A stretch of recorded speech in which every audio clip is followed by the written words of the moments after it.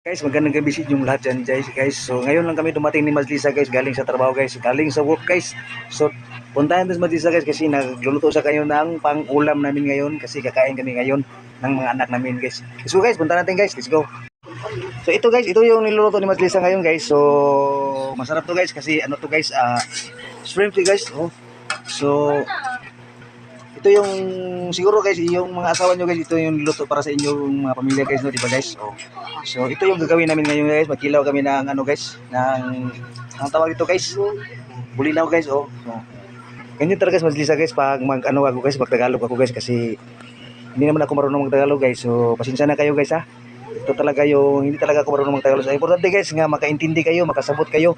So ito yung ulamin ng mga ngayon guys, magsugba kami ng ano ngayon guys, magbulinaw guys, oh.